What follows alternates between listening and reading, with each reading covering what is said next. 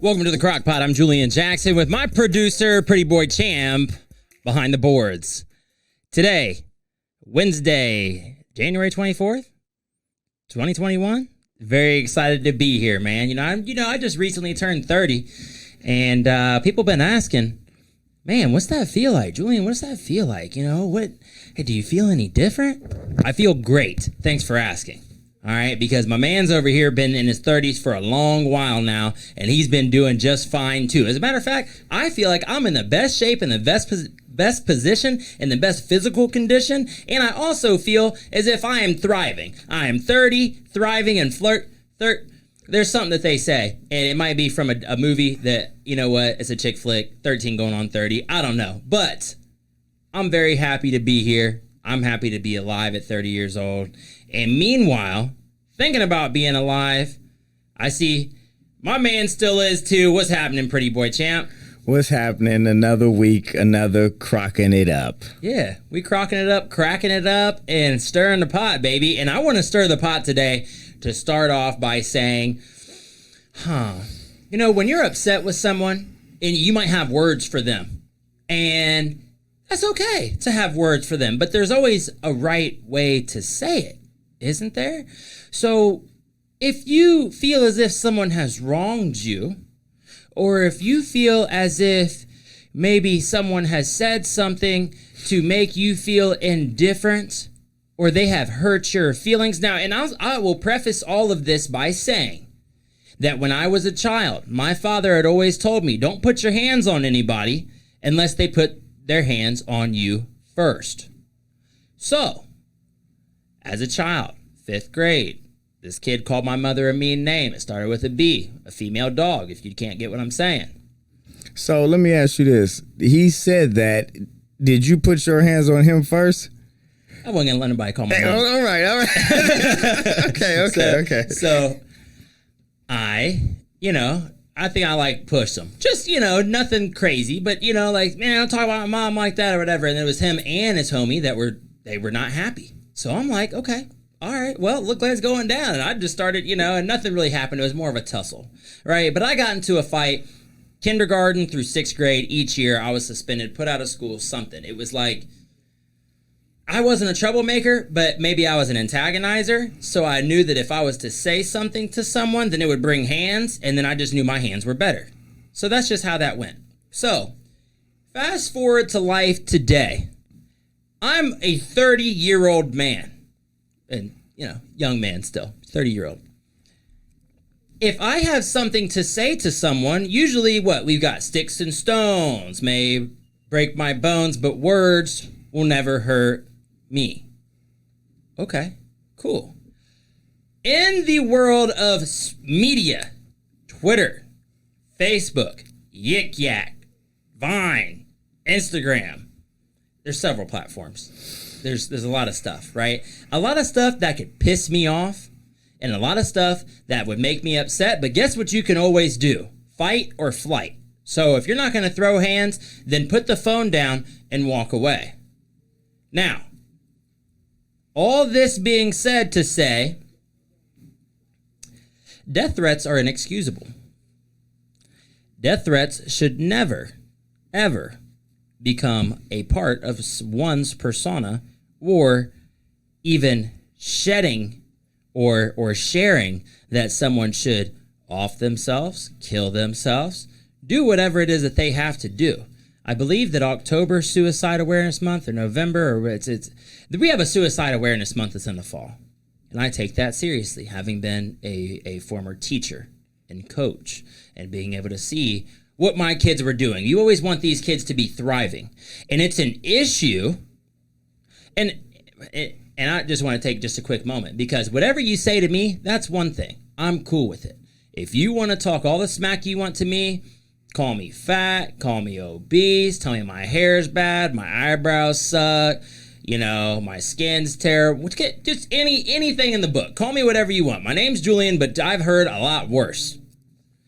But when it comes to friends and it comes to family, I have their back, and I know they have mine, even though if I don't need them to. But I'm not going to be hurt of any one of those things. And my coach from high school, Coach Vaughn, always said, you call me whatever you want, but when you start talking to these guys, it's an issue.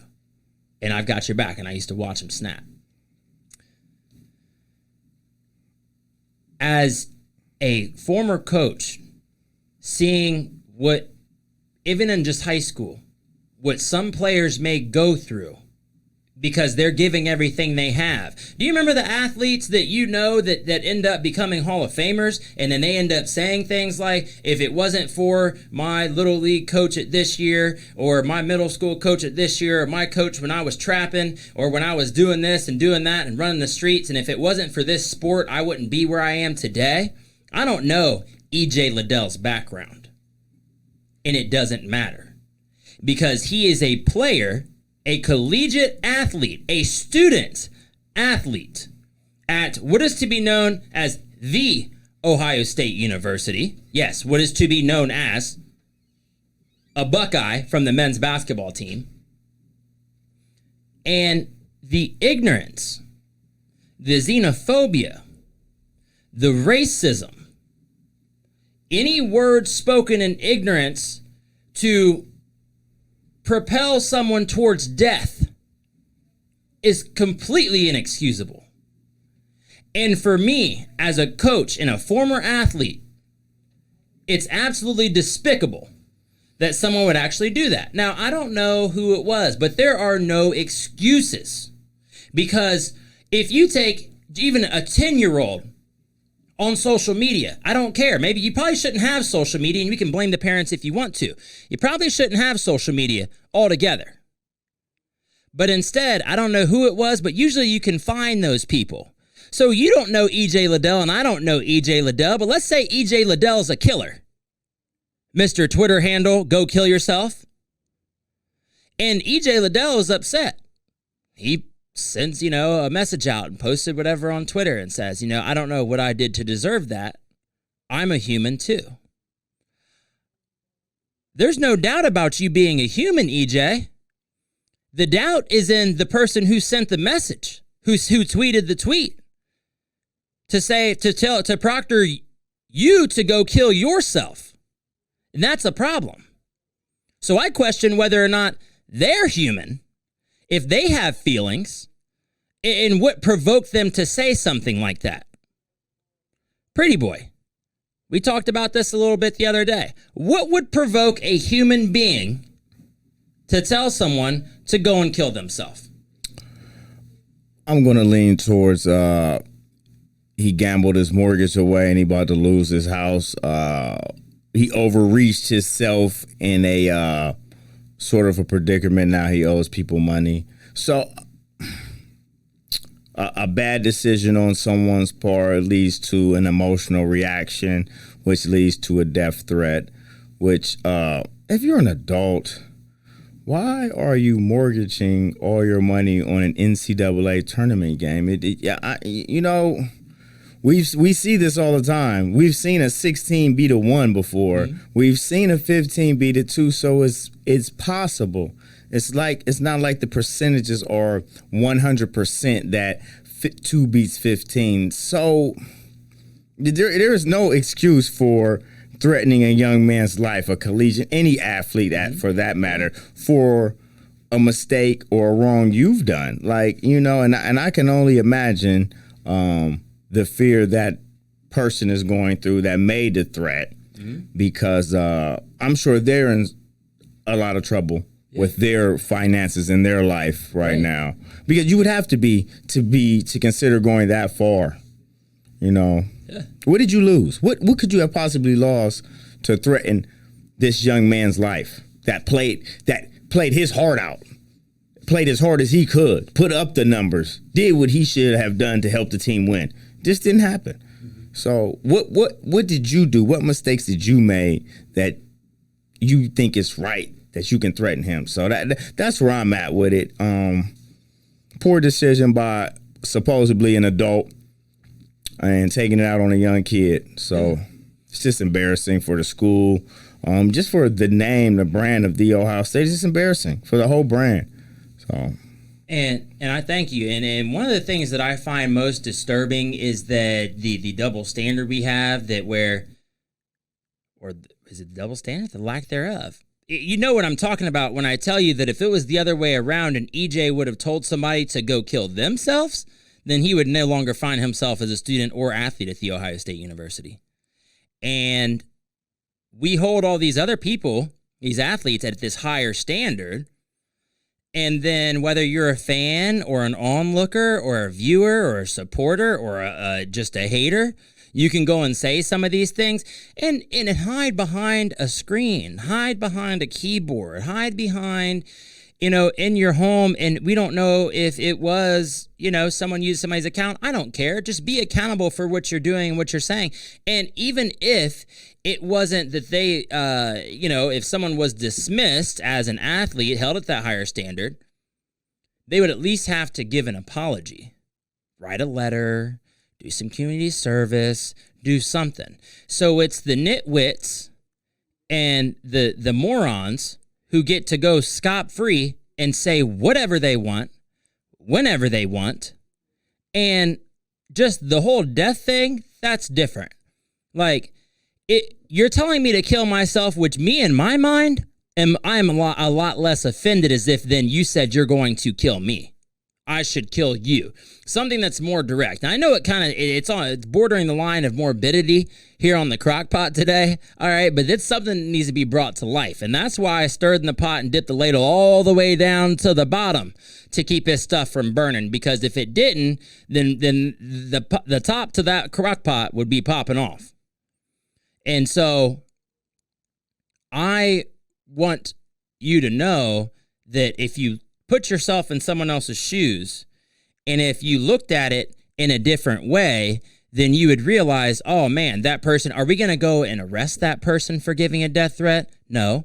I would be a lot more offended, though, if someone would have said, I'll kill you. You did this, you did that. Tell me why you want me to kill myself. Why should I have to kill myself? I have reason to live. I'm going to be good. And I hope that EJ Liddell knows that. I'm still good. I have years to play. I have a career ahead of me. I'll get better. That's fine. I'm sorry you feel that way. I wish I would have seen him laugh it off and like, kill myself for what? I damn near a Big Ten champion. I'm a runner-up. I went out here and did my thing with this team that no one really thought could go anywhere, but then the AP polls are a different story, and we'll get to that stuff later on. But it's like, man, but as a kid, as 18, 19 years old, I went to Bowling Green State University, and on move-in day, I have the National Tractor Pools in town. There's nothing wrong with the National Tractor Pools. But I recall walking down the street looking for some fun with a couple girls who I knew who were from out of town. And we grew up a little bit differently, and that's all right. So I'm walking down the street and getting smokestacks blown on me by diesel Cummins trucks and whatever. I chose to go to Bowling Green, and I graduated from Bowling Green. But on move-in day, I'm walking down the road and got some strong words from someone who I'd never seen in my entire life as they blew smokestacks on me and my friend standing at the corner. And I'm just like, what the hell did I get myself into? What did I sign up for? No, I never personally experienced anything awful, but I heard about it from other people. And it's something that I will revisit possibly at another time, because this story it's not about me, and this first headline is not about me. But I want it to be known that this stuff happens all the time. And even in this day and age, we can say that people might be more sensitive to, but people still just don't know how to contain their emotions or stay offline. So when I say fight or flight, it's either if I'm EJ Liddell and you don't know who I am, I don't know who you are, I'm having someone find you, and then I'm going to have them bust your kneecaps. And that's just the way it is. Because that's the way my father raised me. Someone put their hands on you. All right, we're going to go ahead and use Twitter for this. I'm going to go and someone's going to bust your kneecaps, or somebody's going to take you for what you are. You basically just put death on my life. I'm going to put death on yours. So I don't think it needs to be that way. I hope, EJ Liddell, that you're doing well at this time. Is anything going to come of the investigation? Probably not. I'm going to go ahead and just say no. Gene Smith and all the rest of that's just putting hands on something that you know needs to be taken care of, and that's okay, and I can appreciate it, but I need you to know right now, nothing's going to come of it. So let's just keep on moving, get back in practice, and let's go. Because you're going to be better for this at the end of the day, and everyone's going to be saying, man, I wish EJ Liddell was here in a couple years, when you're not. So, my next one, though, Oh, it just doesn't stop with the ignorance. And that's EJ Liddell, because that's good and that's local, right? But someone else, a member of the Illinois basketball team, a Mr. Kofi Coburn, and I have trouble saying his name because when I look at it phonetically, it's not what it says to me, but that's okay. Kofi Coburn. Go back home, you bum. Blank, fill it in. Lost to Loyola. Go sit your monkey blank on the couch. Huh. Well, man. I don't know why you even have to say it. Why can't you just say, you're a bum, go home and sit on the couch, now you lost to Loyola? That's not good enough? You have to use racist rhetoric to be in the, I mean, come on now. What is that? What's wrong with a simple MFer? Yeah. like, why do you have to turn it racial? What's wrong with a simple word that young man called your mom when you were in school?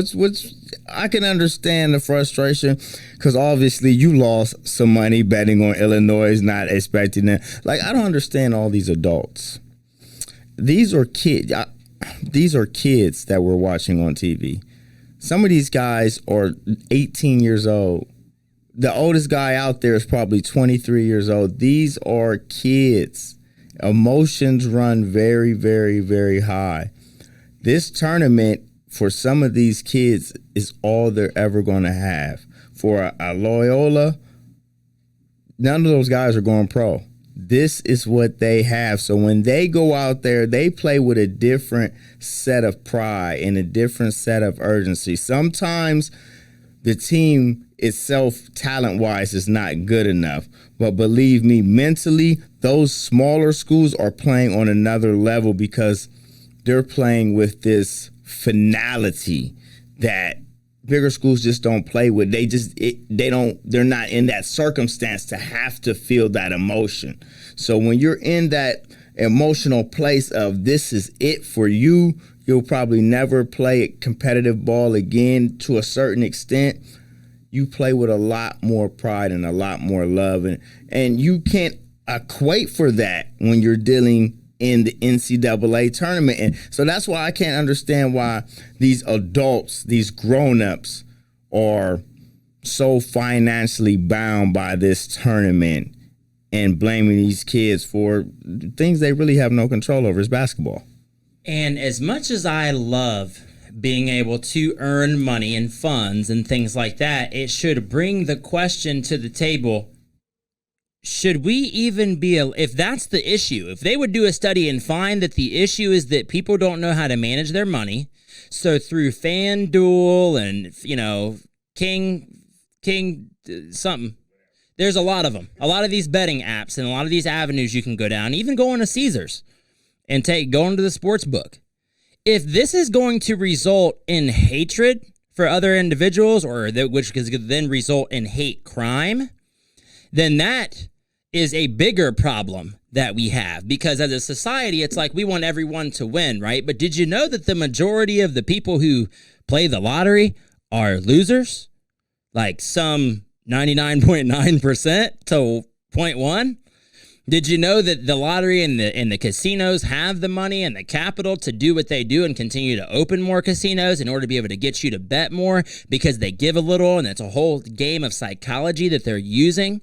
It's not so you can sit at home and not work, or so that you can wage your mortgage or anything like that on a team, because nothing is guaranteed. It's all probability. And I can't fathom that someone would do that and then turn around and not look at themselves first and say, man, what did I just do? And that you take to a child, you put your money in a child's hands. If you take physical money and you put it in Chaz Williamson's hands, you put it in Andy's hands, you put it in Sonia's hands. Sonia, you're a different case, you're a little more responsible. But if you put it in your hands right now, I'm not expecting ever to see it again. Now, why would you expect any different?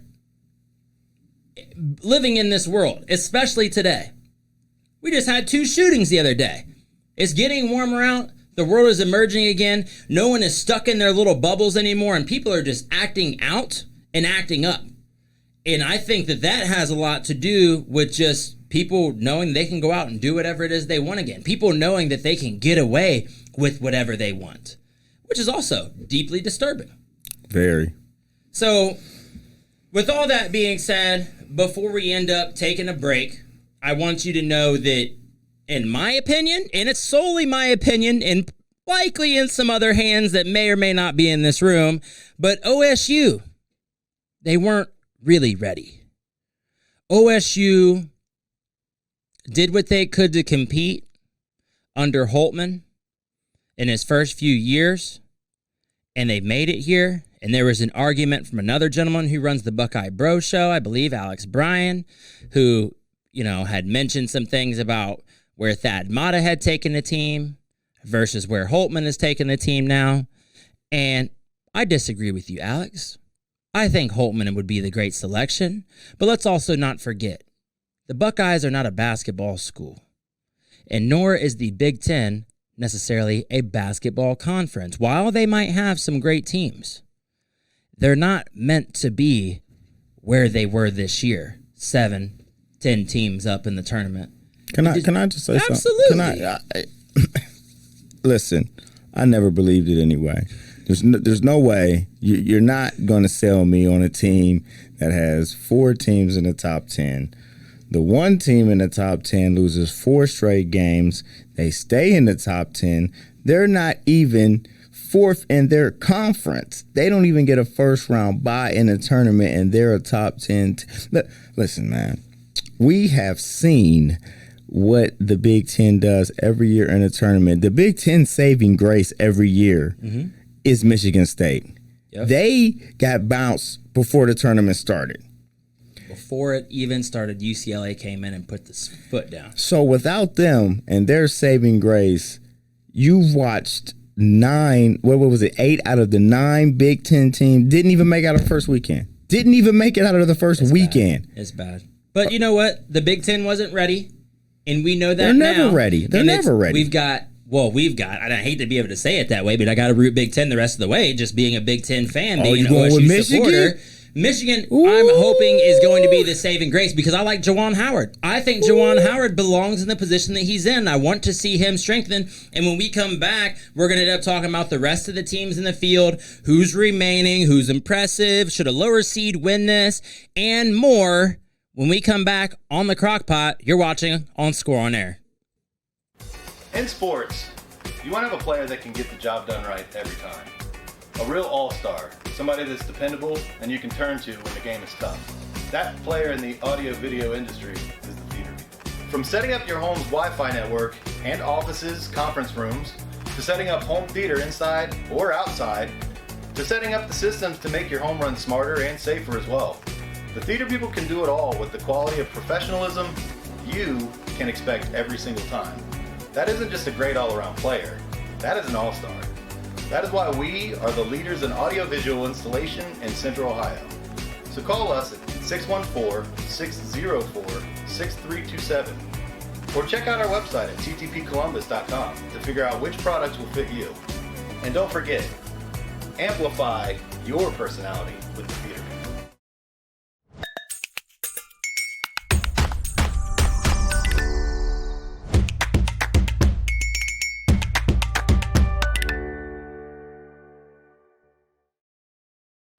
Design ideas for t-shirts but you're not sure where to go? Go to Mojo Sports Gear. That's right, Mojo Sports Gear. At Mojo Sports Gear, you can get custom-made shirts. Whatever design you need, Mojo Sports Gear can provide it. Don't forget to grab a custom-made cap on your way out and rock the best headgear in the game. Give them a call at 614-864-6656. That's 614-864-6656. Whipping the Crockpot on Score on Air. I'm Julian, back with the Pretty Boys champ.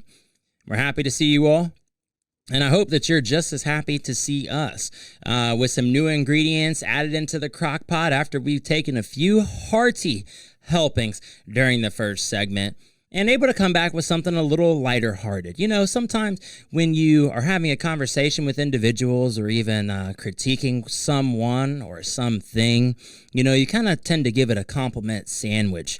But today, with some other things I have going on, sometimes I threw a little spice on the top and now we're going to stick it to some bread and butter.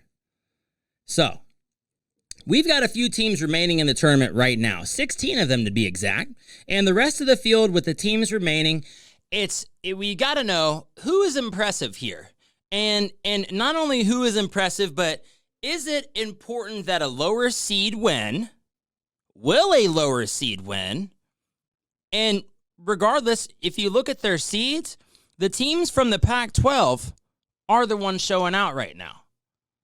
And, of course, you have Baylor and you've got Zaga. But you've got Michigan. And then, of course, Illinois fell right on off to Loyola. So that's where they were supposed to be. But if you look at it, so these games being played on Friday and Saturday of this week, or is it Saturday and Sunday? 27th, 28th? Saturday and Sunday. Friday, Saturday, Sunday, Saturday. Monday. Friday, Saturday, Sunday. Because you got another weekend. You got Sweet 16, then you got Elite 8. So you always button hook it. So you got Sweet 16 that starts Friday night. Boom. Yep. Okay. So we got the Sweet 16, then the Elite 8. But even in that, the teams that are going to have the most trouble here, I will go out on a limb and say, and Mark, I don't know if you're watching right now, but, and I'm sure you are, somewhere, hidden, away, getting ready for On the Mark with Mark Fages, coming on after this on Score on Air. I'm guessing right now, the 4 teams I'm taking, matter of fact, I'll go through each one by one. Baylor, Villanova, I'm taking Baylor. Arkansas, Oral, I think Oral Roberts is time to stop. It's time to stop for Oral Roberts, Arkansas. Loyola versus Oregon State. Oregon State's going to be the one all day from what I was able to see them do over this past weekend. Not to me. They're so beatable. They are so beatable. It's pathetic. They should have lost in the first 2 rounds. They are so beatable. That inside interior is soft as pudding pie. I watched them put Oklahoma State on the line in the bonus at 13-35 in the second half. And then I watched Oklahoma State fire up 16 threes after that. So, they do not move their feet. They do not rebound very well. That matchup zone on the top works good, but you can penetrate. Once you penetrate and get down low, they are a fouling machine. But the argument could likely be made because it was Oregon State versus Oklahoma State. And the argument could be made that because Cade Cunningham's only one man, so being able to work around him, being able to let him get his numbers, but then shutting down the rest of the team, I think that Oregon State has better workmanship. Oregon State has better workmanship, and just they were able to get Oklahoma State on a bad day. I had Oklahoma State. I'll go on first one to say I had Oklahoma State winning it. I did too, and I watched that whole game, and I literally watched Oklahoma State shoot so poorly in the first half that they shot themselves out of it, get themselves back out in it in the second half by attacking and get to the free throw line. Cut the lead to 2, and then I proceeded to watch them shoot themselves right back out the game by jacking threes. Like, it was pathetic to watch. Well, Loyola Chicago, though, getting past Illinois, that was obviously tough. But I think Loyola's going to beat them. I think they shoot the ball exceptionally well. I think they penetrate really well with their guards. Oregon State's not that good. They only have one ball handler, and he's okay. So Loyola's then's got the guards. Yeah, they do. They got the guards. Yeah, they do. And I was watching another show. I believe that it was, it must have been First Take, just talking about the manipulation of guard play. And if you got a good point anywhere, that's better than no point everywhere. Because if you've got them to control the game and do what they do, as we've seen in Oral Roberts, and I mean, that's the thing, though, is because I'm not the biggest, jumping back up to that Arkansas Oral Roberts game, seeing Arkansas do what they were able to do, it's like, okay, they had an easier road. Oral Roberts has already seen, arguably, what they saw Ohio State, and then they went and saw Florida right afterward. So it's like, no. Florida was down somebody, but is Arkansas that much better than the first 2 teams they've seen? Yes.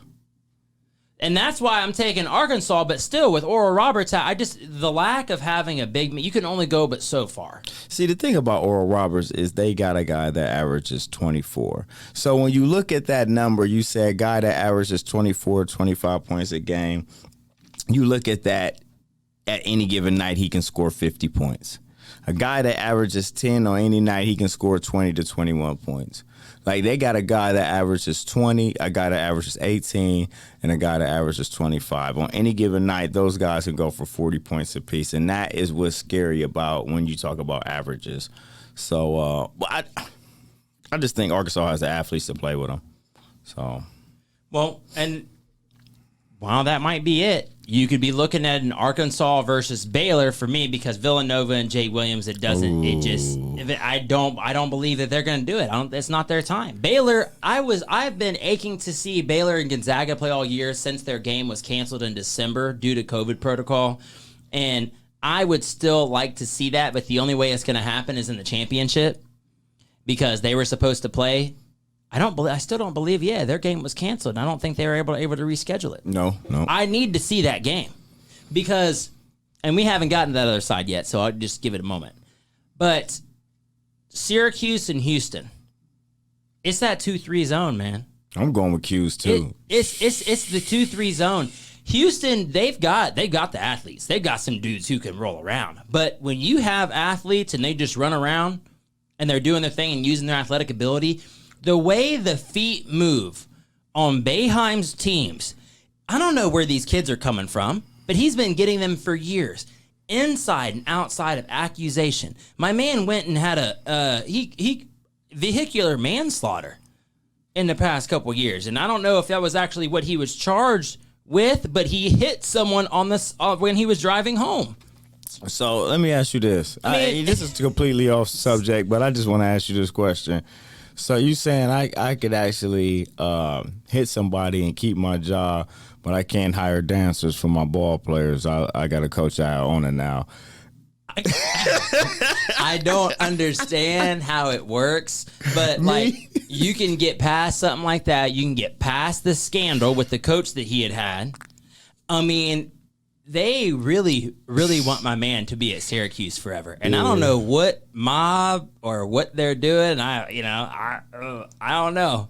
It just seems my man is there for life until he passes away. He's going to be coaching there for a long time, and they were talking about them not even making the tournament this year. They're in there, and they squeak in, and now they're in the Sweet 16. They're in there. So that's terrific.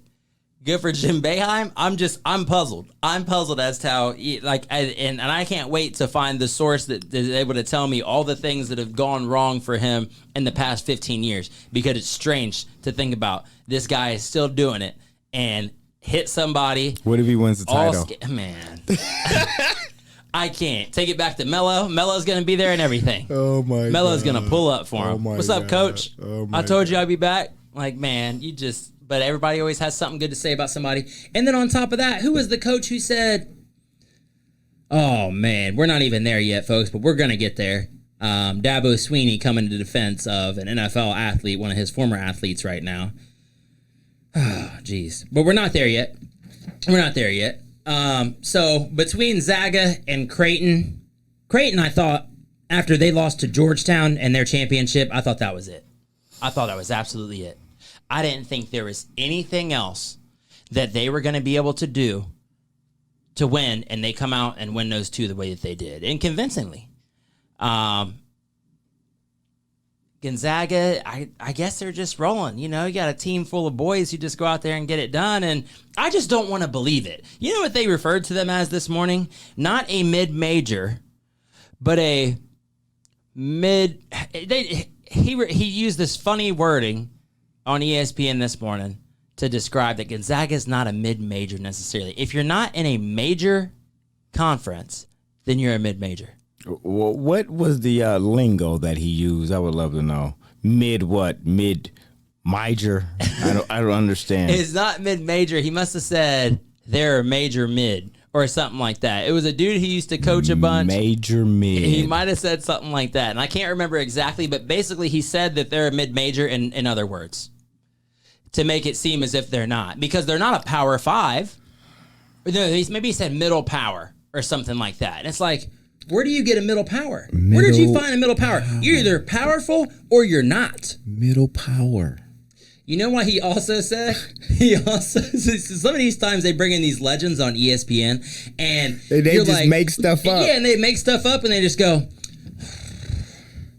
that Crockpot was the best Crockpot I ever had. Oh, what was it called? What was in it? It's crock-potted food. It's delicious. Like, okay. So, but we still don't know what you ate. We don't know if we want to try it. It had meat in it. Okay. Like, and so they come on and they make stuff up and they make it like, oh, it's rich and it's compelling because so-and-so said it. Yeah, because they thought about it on the toilet. Now they're bringing it to the show. And they're like, oh man, half these dudes are senile. Like, oh man, I thought I was going on a Stephen A. Smith zooming you now. And he's like, oh, well, they're more of a mid-power. What? What is that, Coach? I just, but Stephen A. just like, you know what? We're gonna stop this conversation right here. Thank you for having you today. But did you just make that up? I mean, but for me, Gonzaga's gonna take Creighton, USC over Oregon, and I like that because it's Pac-12. But Oregon did win the championship, the Pac-12 championship. So I didn't even think that Oregon was like that. Obviously, they made the switch. But just having all of those schools in that area and then over there on the same side of the bracket, USC and Oregon, I find that that's rich. And as a matter of fact, I'm just going to take Oregon in that, and they'll play against Zaga, and we'll see what happens. But I would hope that Oregon would beat Zaga. And that's an all West Coast over there. That is crazy. The whole thing. But except for Michigan. Well, oh, you mean just up there? Yeah, just up in that. Yes. Like literally that could be a conference all on its own. I like it. But then you have Michigan versus Florida State, and I'll be damned if Juwan Howard goes down to Florida State, even though I've heard a lot of great things about Florida State. There's so much basketball to be able to watch, and unless you have 16 hours dedicated to go back and watch each game individually, or you're at somewhere where you can get it, just all the coverages and all the things. Florida State, I believe this is going to be Michigan's biggest challenge to this point, because Livers is not going to come back. It's evident that he's not going to come back to this point. So even without him, Juwan Howard is doing everything that he can to be able to get this team to this place. And I think they can do it.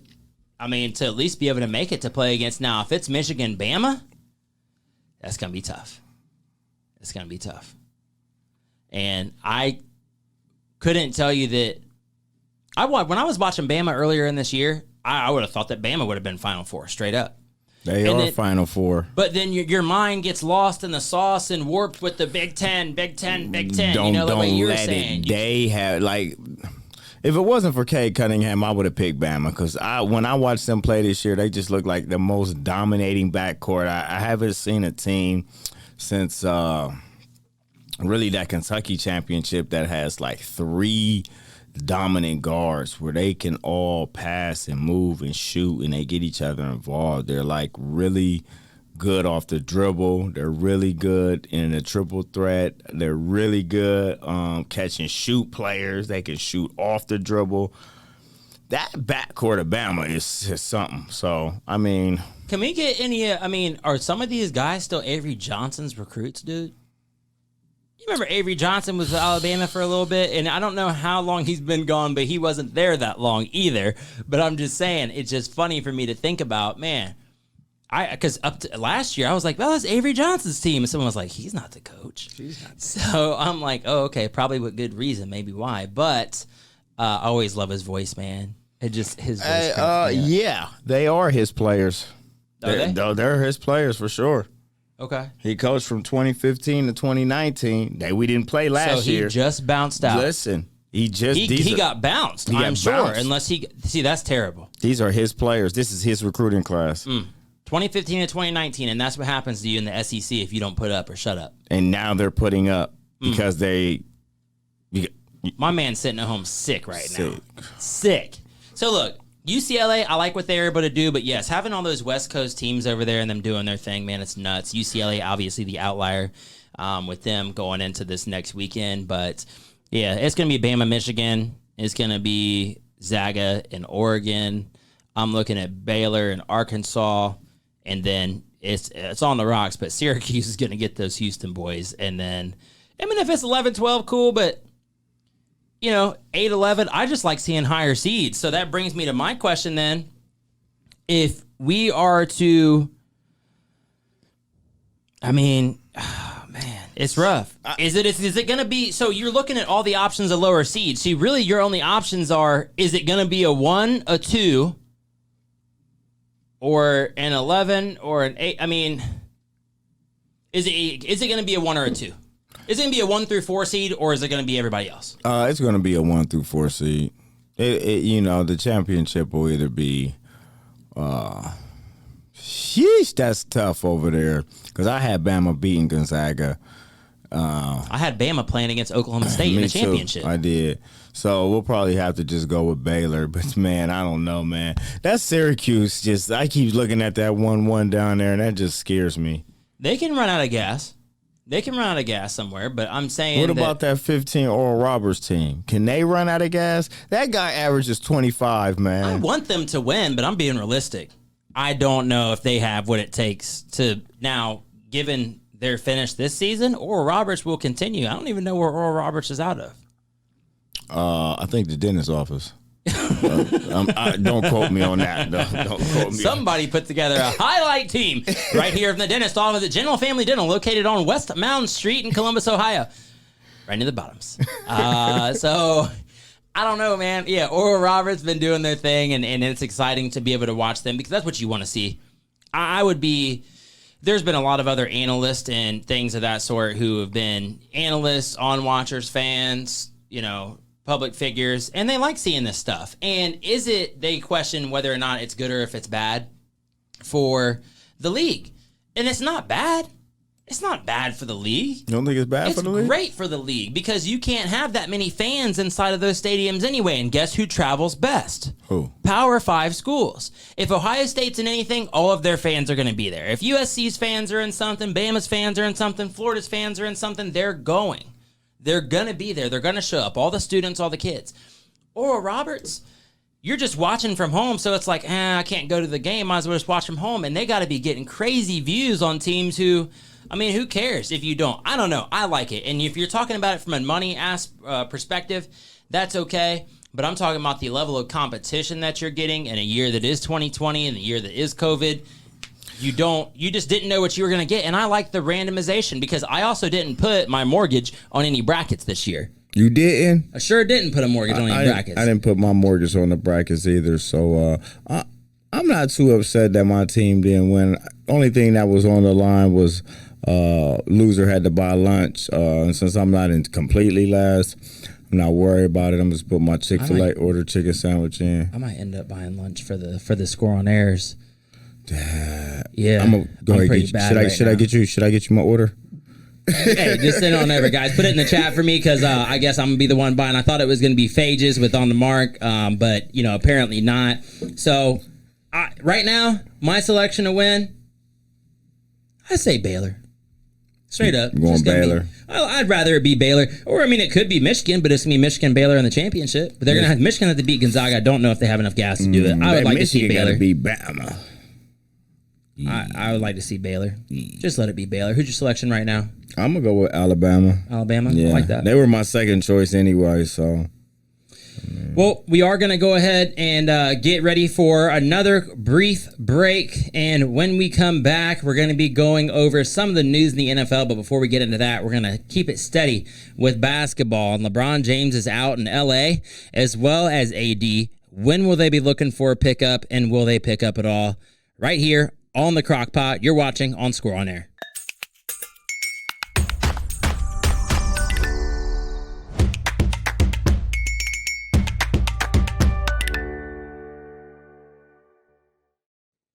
You're watching the Crockpot here on Score on Air. I need to let you know, LeBron, whatever it is that's happening right now in LA, it does not require a quick fix. They're sitting at third, 3.5 games back from first. LeBron does what he does. The real concern here is going to be for Anthony Davis because of the injury and because they have not really told us about any and all things. And as I watched Stephen A. Smith yesterday on his show, who's very concerned, but he's also a little, you know, Stephen A. He got a quirk to him. And he's like, I don't know, but people aren't watching, this to learn that Anthony Davis, I think he's going to be out for a little bit longer. I need to do some more investigating. And it's like, I don't care what kind of investigating you got to do. I just would like to know, just as a supporter of LeBron James and where the team's going to go, because I doubt I'll fill out any bracket or anything like that. But with AD, if it truly is an Achilles injury, yeah, he's going to be out for a long time. He's going to be out for a real long time. And they won't be able to win the championship nor get back to it this year without LeBron James. LeBron James, high ankle sprain, has been out since the weekend, went out indefinitely on Saturday and did not return to that game. And then teammates like Kyle Kuzma and a few others had mentioned that they'd never heard him that loud or kind of a not a squeal for pain, but, kind of yelling or whatever, you imagine how that could be. He's a big, strong dude. He's always been that way. And someone also brought up whether or not he would be faking that injury. Why would you fake that injury? You ever known him to fake anything? He only missed one game throughout this season. So why would you, once again, social media and stuff. And it could be a blessing. It could be a curse. Stop talking all that smack, because LeBron James would take you and just smush you. Just with his fingers, just done.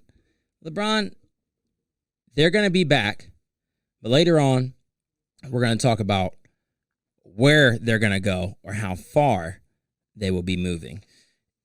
And is that team actually on the brink of an explosion, or will they make the proper accommodations to be able to get to the championship once again? But that trade deadline's coming up fast. It's tomorrow. I believe the trade deadline is Thursday.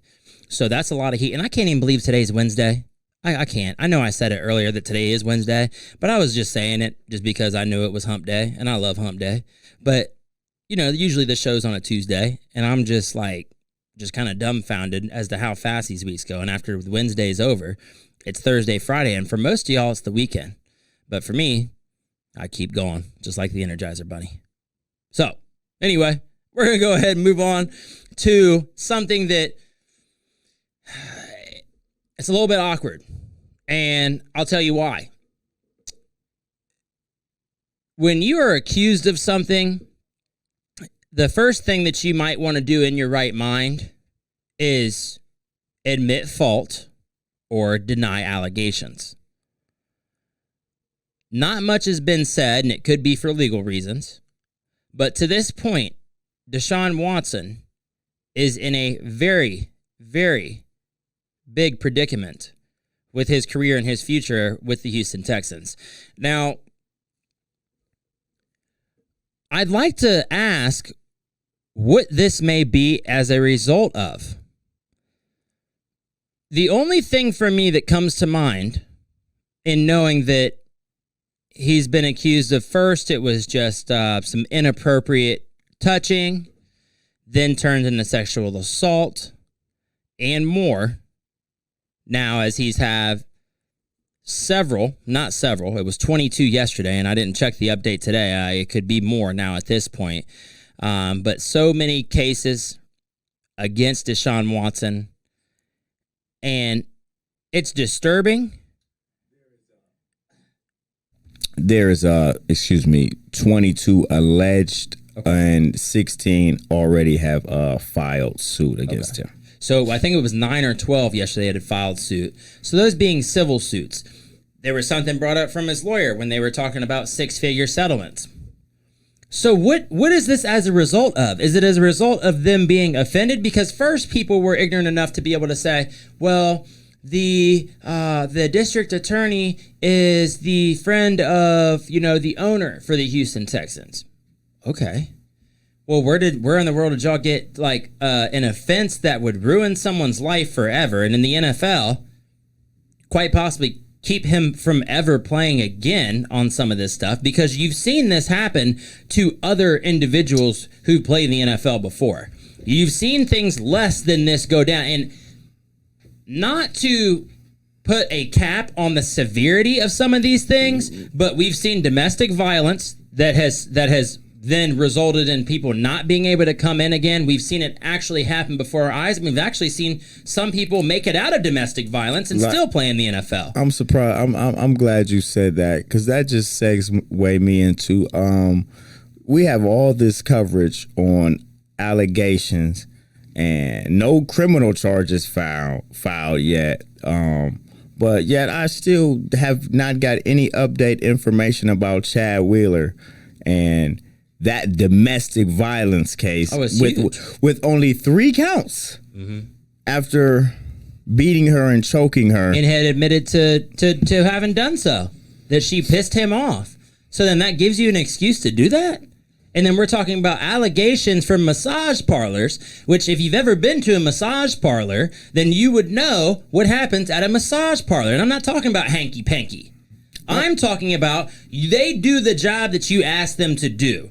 If you're hurt, if you're sore, they ask you what certain places, and I will buy you one. The first person who comes on right now to tell me whether or not they've ever been to a massage parlor, you can comment right now, Alicia Pike, and I will get you one. All right, at your choice of massage place, under $100, 45 minutes, that's all.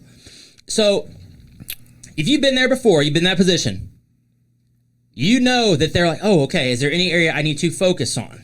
Will you do this? Yes. Will you do that? Did you want me to use oil? Did you want me to do this? And I'm sure that you might be able to use your imagination to find out what may or may not happen. But I've been in several massage parlors, and never have I ever. Can I just say that this is completely, I feel like this is just nonsense. You are a professional athlete. I'm not even a professional athlete, and I have to get rubbed down and get my muscles loose when I get ready for shows. This dude competes at the highest level at one of the most intense positions in the league, and he's an athlete. His running, the way he took the most hits in the league last year. You don't think that guy needs to be rubbed down every week? He pulled his groin last year. Like, that's soft tissue right there. That needs to be deeply massaged. And yes, it's an awkward position. But he's a professional. You're a masseuse. You're a professional, correct? This muscle needs to be worked on. This is what you do. I'm confused by this whole thing. And I have told individuals in the past, when I was a bartender, I'd see different kind of clients come through. And there was a young lady who she was attractive, but she had also told me that, she does some stuff on her side. She does home visits, and she had, told me that I could reach out to her for whatever. But I'm like, to mark the line between professionalism and also between like being attracted to someone, I'm like, no, I'm not going to call her to give me a massage, because I know what that might look like.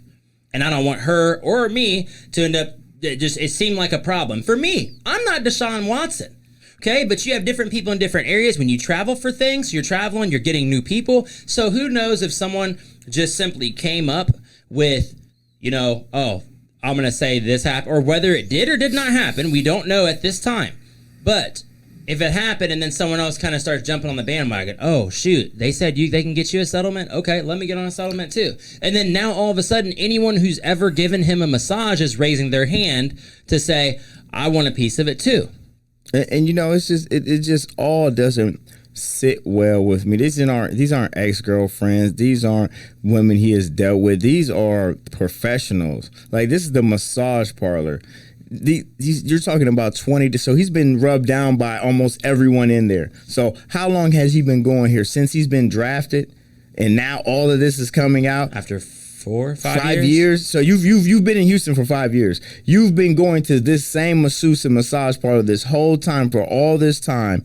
You've been getting this same work and this same treatment done because you're the same player you've always been. Now there's a problem because you don't want to play in Houston anymore? Well, regardless, there's questions to be asked, which we can table until we end up figuring out some more of this. And tune in to Prolific Sports Pod on Friday so you can hear more about this. I'm sure it's going to be talked about. Probably be talked about on All Sports 365 tomorrow with Smitty. But that was something because you don't know. Regardless of what it was, we know there's no excuses to be fresh or to, defile by any means or disrespect women. And, Dabo Swinney had even come to the defense of Deshaun Watson to talk about how, he holds him at high esteem. And he's a gentleman. He would, likely never do something like that. And I'm sure it's cool to be able to have Coach get up on your back. But right now, I think everybody should just sit on it and chill until something actually comes up and we know for sure. Deshaun Watson's goal this season was not to be in a court case. Deshaun Watson's goal was not to play for a team in Houston. And it would be sad to find out that some conspiracy has now put him in a place where we're talking about his career being fumbled. And this guy had the best regular season out of any other quarterback last year. Best regular season? Most passing yards, yes. Most passing yards at any other quarterback. But if you put him on a team where he can actually win, then who knows? His numbers might be outdoing Brady's and stuff. It's just upsetting. So we'll go ahead and move forward. With the NFL right now, you're still looking at starters in different places. One of the headlines that I saw most recently was, revolving around Washington football team and their name change. Of course, we still have free agents that are getting pulled left and right. I'm a Washington fan, so of course that got my attention first. But I don't care about the name. I just want them to win. And Ryan Fitzpatrick being the guy, it's hard. It's difficult. And there's still something to be said every single day about who the quarterback's going to be. I'm like, well, how many quarterbacks are you going to get, Ron Rivera? You got Taylor Heineke. You got Kyle Allen. You got Ryan Fitzpatrick. Who's going to be sitting behind who? I heard some malarkey today about Green Bay still having Jordan Love sitting in a comparison to Jimmy Garoppolo.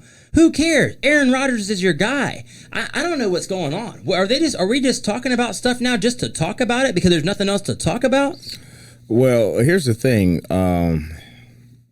Yes, but no, because quarterbacks are always on the move and they're always commodities. So a guy like Love, who's sitting behind Aaron Rodgers, similar to a Garoppolo who sat behind Brady, like Jimmy G, when healthy, is a top 10 quarterback. Like he shows when healthy. His problem is his availability.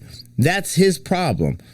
Availability is the best ability, and his ability to be available on a weekly basis is what hurts that San Francisco 49ers team, because he proved he can get it done and get them to the bowl and get them to that game. And there were a few plays away where he needed to make, but he can always improve. So he can play. And I'm sure people have that same thought about Jordan Love, that he can play, and there's a reason why a quarterback team like Green Bay took him. So when you're like a team like you're not sold on Hanke. You're not sold on Kyle Allen. You're definitely not sold on Ryan Fitzpatrick. So if you can get a guy like Love in there, why wouldn't you? So who cares if you got 6 quarterbacks in the quarterback room come training camp? Like, guys will wash out. You're going to get cut. It's just what it is. So quarterback is that position where you can never have too many. One of them that I'm pleased about right now is Jalen Hurts with Philly. What I'm not pleased with is that they go and sign Joe Flacco. And I'm a firm believer in Hurts. The president or the president for the Philly ended up saying that Jalen Hurts, he believes, needs to be the starter. Well, I could have told you that. And if it took an idiot coach you getting rid of to get you where you needed to be, then I guess that's what it takes. But Jalen Hurts should be the starter for the Eagles, bar none. And Joe Flacco shouldn't even be in the conversation. Yeah, he got to be on the roster. You need a backup. That's okay. You need a backup. And Joe Flacco can win you 1 or 2 games if you need him to. I don't think it's out the question to have Nick Foles come back. I think that once he did it once, though, he doesn't need to go back because they don't appreciate him in Philly. But then again, Nick Foles doesn't want to be a backup. That's exactly why he went to Chicago, with knowing that Trubisky would stink it up and he would get to start when no one knew Foles would stink it up and lose the job again. But now you're talking Andy Dalton in Chicago. Oh, it's horrible. You're talking, Ryan Fitzpatrick. Oh, it's awful. With the Washington. Like you're talking about Philly has Jalen Hurts, which actually seems the best. But then if you want to go into New Orleans, all right, and we get back to this again, Jameis or Taysom. You got to take Jameis, but if anything would happen to him, and he's a big dude, he really gets hurt, right? He really gets hurt. He's just too big. Yes. Taysom Hill, you cannot trust with your program. No. He was able to. I think he had like what 5 touchdowns in the games that he played. Man, I don't trust this man. 5 passing touchdowns. The rest of them are on his feet, which is good. Now that quarterback, You can't play tandem quarterbacks and win a Super Bowl. 17 games because we're going 17 games this year. 17 games. You can't play quarterback Is it 17 two? games. Just 2 preseason games. Yep. Man, I'll tell you. You know what? Let's go ahead and hit a Crocker sit. A Crocker Because I know that Phages is out there waiting patiently for On the Mark coming up next right here on Score on Air. Stay tuned. But my Crocker sit, as you know, throw it in the crock pot or sit it back on the shelf. Washington football team keeps its name. Crock. I want some sweet Washington Golden Flashers or something like that. The Washington football team. That's trash. That's trash. You ain't even put no effort into that. No, well, I wanted them to be something different. I can't wait for theirs to be something different. It makes sense. Why not be just the Warhawks or the Warriors? And it's a trademark thing, but it's silly. The golden egg. I don't care what it is. Them keeping their name is like that will happen. We got to crock that. It's going to happen this year, and then they'll change it in a couple years once they get everyone to buy all their memorabilia, and then go ahead and move forward so everyone else can buy the rest of their stuff. Crocker sit. The Lakers lose in the first round of the playoffs. That'll never happen. That will never happen. You sitting that back on the shelf, huh? Yeah, that's never going to happen. If LeBron does not play and AD is not playing, that's they a might possibility. not even make the playoffs. That's a real possibility. You said losing the first round. If LeBron and AD don't come back, they won't be in the playoffs. So there will be no reason to lose in the first round. We'll crock it then. Crock it down, baby. Crock it up, whip the pot. And then Gonzaga wins the national championship. Yeah. Crock. We were just talking about everyone else. Bama, Baylor. Yeah, no, so he's going to crock the... Yeah, I'm going to crock it. Crock it like a rocket. I'm going to sit it. Nah, Baylor. Crock it like a... Put it in my pocket. Baylor. All right. Well, I thank you all very much for listening to my rants and raves today on the Crockpot. You can always catch us in the afternoons on Tuesdays. I know today's Wednesday, but we appreciate you coming out anyway. For all of you here, I'm Julian Jackson, and you're watching on Score on Air.